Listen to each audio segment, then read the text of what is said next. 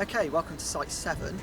You'll have come up now from Northern Hay Street and the Iron Bridge, where we describe some of the values and the differences in values between sort of the multi-storey car parks and the sort of resplendent Iron Bridge. Coming up to Cathedral Green, the site of one of the exercises, the other site for the exercise being the Guild Hall.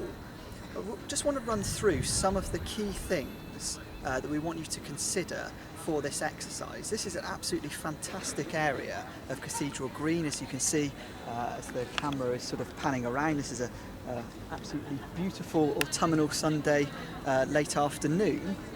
If you have a look, the first thing that you notice about this wonderful space is the different styles and different ages of the buildings. Very wonderful sort of mix of architecture. You've got Georgian architecture, you've got Elizabethan architecture, Victorian architecture, etc. It goes right the way round to what is currently Jack Wills, who's Exeter Bank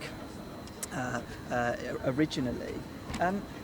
Think about this space. The things we want you to actually consider here are what utility does this sort of space have? What sort of amenity does this space have?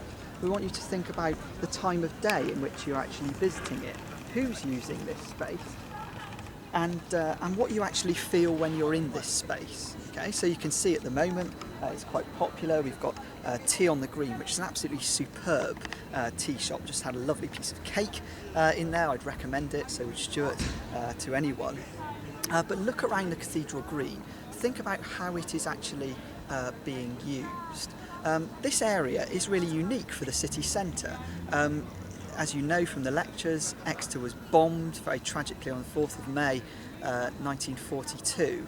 It's said, because of its historical significance, Hitler was so incensed by the RAF bombing of Lubeck that he said, "Well, find me in the Baedeker Guide, sort of tourist guide of English towns and cities, the most beautiful cities in England, I shall raze them to the ground." And Exeter was famed for its Georgian architecture, and the area that you can see behind Cathedral Green was absolutely amazing. Bedford Circus, if you look at the photographs which Stuart will show you in his lectures, it had superb Georgian architecture, very wealthy, very opulent city. All of that was destroyed in about the sort of space of 90 minutes in that one fatal raid in May 1942. Much of the city was destroyed through incendiary bombs. It wasn't the high explosives that did the damage, it was the fire that reeked through the city.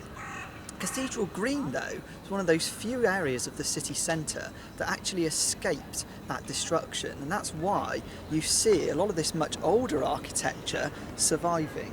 One chapel of the cathedral was destroyed, and sadly the only casualty was the cathedral cat that was obliterated, but aside from that the cathedral was largely untouched. If you think about the sort of area as it stands today, it really is unique in that sense, in that it is the sort of oldest part, sort of preserved, of the city centre. So when you actually do your sketches here, if you decide to sort of look towards Cathedral Green, Tea on the Green, that sort of area, and the Clarence Hotel in the corner there, we want you to do a sketch, and we don't want these to be super artistic in nature. We want you to think about producing simple line drawings, but we want annotations. We want you to actually observe and write down what you're observing about the space. Okay, its amenities, the sorts of shops, the sorts of people that frequent this space, and how it's being used. And this is something that we'll pick up on at the start of week 8 when we actually have the follow-up lecture to the tour.